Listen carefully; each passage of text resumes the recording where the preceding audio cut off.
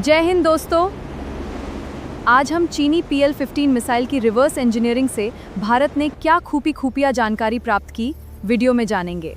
Military technology की दुनिया बहुत ही दिलचस्प और रहस्यों से भरी है। आज के इस विश्लेषण में हम हथियारों के प्रसार के एक ऐसे चक्र पर बात करने वाले हैं जो दशकों से चला आ रहा है। जब भी जंग के मैदान में अत्याधुनिक हथियारों का इस्तेमाल होता है तो अक्सर तकनीक सरहदों के पार पहुंच जाती है और कभी-कभी तो अनजाने में सीधे दुश्मनों के हाथ लग जाती है। अब जरा इस ऐतिहासिक विडंबना पर गौर कीजिए। 67 साल के अंतराल पर हुई ये दो अलग-अलग घटनाएं एक जैसी कहानी बयां करती हैं। 1958 में ताइवान जलडमरू मध्य संकट के दौरान चीन को एक बिना फटी हुई अमेरिकी AM-9 साइड विंडर मिसाइल मिल गई थी। और फिर फास्ट फॉरवर्ड करते हैं मई 2025 पर, जब भारत ने बिल्कुल उसी तरह एक बिना फटी हुई चीनी PL-15E मिसाइल बरामद की। दोनों ही मामलों में एक देश का सबसे एडवांस्ड हथियार अप्रत्याशित रूप से उसके प्रतिद्वंदी की झोली में आ गिरा। है ना कमाने ही बात? तो कहानी शुरू होती है मई 2025 में पंजाब के खेतों से। 87 घंटे तक चले ऑपरेशन सिंदूर संघर्ष के दौरान एक बहुत ही दिलचस्प वाकया हुआ। एक पाकिस्तानी फाइटर जेट ने चीनी निर्मित PL-15E मिसाइल दागी, लेकिन ये मिसाइल अपने लक्ष्य को भेदने में नाकाम रही। और सबसे बड़ी बात, इसका सेल्फ डिस्ट्रक्ट सिस्टम यानी खुद को नष्ट करने का मैकेनिज्म भी काम नहीं कर सका। नतीजा ये हुआ कि ये मिसाइल भारतीय सीमा में लगभग 100 किलोमीटर अंदर पंजाब के होशियारपुर के पास लगभग पूरी तरह से सुरक्षित अवस्था में आ गई। ये भारत के लिए एक बहुत बड़ा इंटेलिजेंस जैकपॉट साबित हुआ। और सिर्फ भारत ही नहीं, बल्कि अमेरिका, फ्रांस और जापान जैसे देशों ने भी तुरंत इस तकनीक की स्टडी करने में गहरी दिलचस्पी दिखाई। अब सवाल ये उठता है कि दुनिया भर के देश एक गिरी हुई मिसाइल को लेकर इतने बेताब क्यों हैं? इसके पीछे की इंजीनियरिंग को समझना काफी रोमांचक है। इस डायग्राम से हम एक हवा से हवा में मार करने वाली मिसाइल के बेसिक स्ट्रक्चर को बहुत आसानी से समझ सकते हैं। सबसे पीछे होती है रॉकेट मोटर, जो इसे भयंकर स्पीड देती है।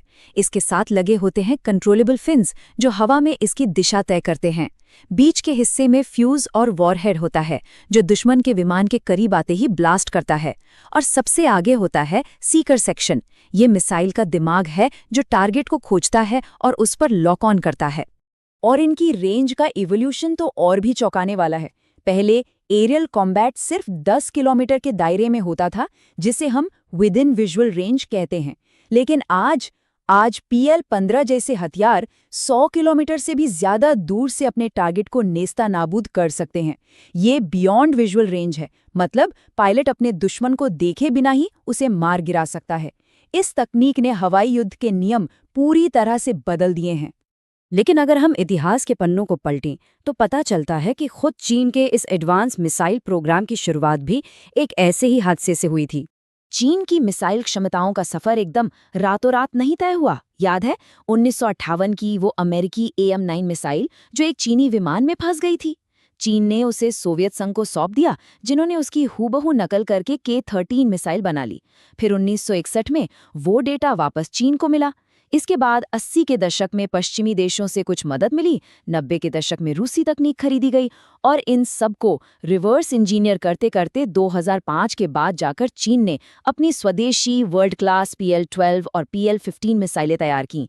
ये दशकों की मेहनत का नतीजा था। इस पूरी जर्नी के पीछे चीन की एक बहुत ही स्पष्ट रणनीति थी, जिसे हम गुड इनफ या काफी अच्छी रणनीति कह सकते हैं। उनका मकसद अमेरिका के बेहतरीन स्टेल्थ फाइटर जेट्स की बराबरी करने वाला जेट बनाना नहीं था, बल्कि उन्होंने सोचा कि क्यों ना ऐसी लंबी दूरी की मिसाइलें बनाई जाएं जो दुश्मन के रिफ्यूलिंग टैंकर या अवाक्स AWACS जैसे महत्वपूर्ण विमानों को युद्ध क्षेत्र के करीब ही न फटकने दे। ये एक तरह का असिमेट्रिक वॉरफेयर है जो बहुत ही कारगर साबित हुआ। जाहिर है, सिर्फ रिवर्स इंजीनियरिंग से आप यहाँ तक नहीं पहुँच सकते। इसके लिए एक बहुत बड़े R&D इकोसिस्टम की जरूरत होती है। इस मैप पर नजर डालिए।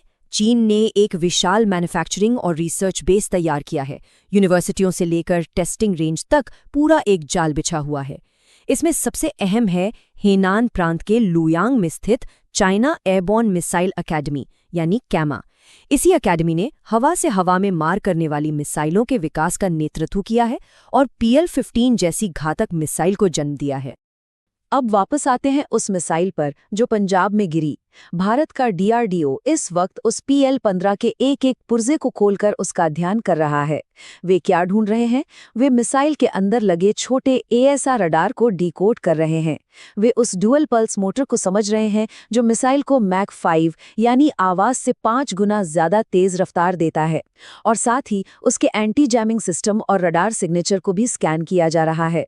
ये सारा खुफिया डेटा भारत के अपने स्वदेशी अस्त्र मार्क 2 प्रोग्राम के लिए एक बहुत बड़ा गेम चेंजर हो सकता है। इन सब घटनाओं ने दक्षिण एशिया में पहले से चल रही हथियारों की रेस को और भी तेज कर दिया है। इस टेबल को देखिए। भारत और पाकिस्तान दोनों ही अपनी वायु सेनाओं को एडवांस करने में लगे हुए हैं। एक तरफ भारत अपने अस्त्र मार्क 2 को अपग्रेड कर रहा है, जिसकी रेंज 200 किलोमीटर से ज्यादा होगी, और साथ ही एक्सटेंडेड रेंज ब्रह्मोस और 114 नए रफेल जेट्स लाने की तैयारी में है। वहीं दूसरी तरफ पाकिस्तान भी पीछे नहीं है। वो 400 किलोमीटर रेंज वाली चीनी PL-17 missile, J-35 stealth jets और कामिकेज ड्रोन्स हासिल करने की दिशा में आगे बढ़ रहा है। कोई भी पक्ष इस होड़ में कमजोर नहीं दिखना चाहता। और इस आर्म्स रेस में जो चीज सबसे ज्यादा मायने रखती है वो है अत्याधुनिक तकनीक। उदाहरण के लिए डैक्स यानी डाइवर्ट एटीट्यूड कंट्रोल सिस्टम। सोचिए, मिसाइल के चारों तरफ छोटे छोटे थ्रस्टर्स लगे होते हैं जो उसे हवा में ही अचानक अपनी दिशा बदलने की ताकत देते हैं। यह तकनीक मिसाइल को इतना सटीक और घातक बनाती है कि दुश्मन के विमान का बचना लगभग नामुमकिन हो जाता है। यही वो कटिंग एज इंजीनियरिंग है जिसके लिए दुनिया के तमाम देश अरबों डॉलर खर्च कर रहे हैं। तो ये सब हमें एक बहुत ही गहरे सवाल पर लाकर खड़ा कर देता है। 1958 से लेके 2025 तक हमने देखा है कि कैसे एक देश का सीक्रेट वेपन दूसरे देश की लैब में पहुंच जाता है।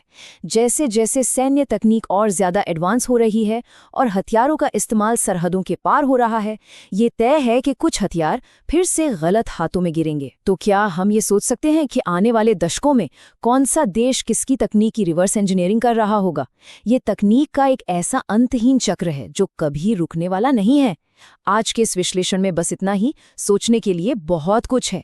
दोस्तों, अगर वीडियो अच्छी लगी हो तो लाइक करें, शेयर करें और चैनल को सब्सक्राइब जरूर करें।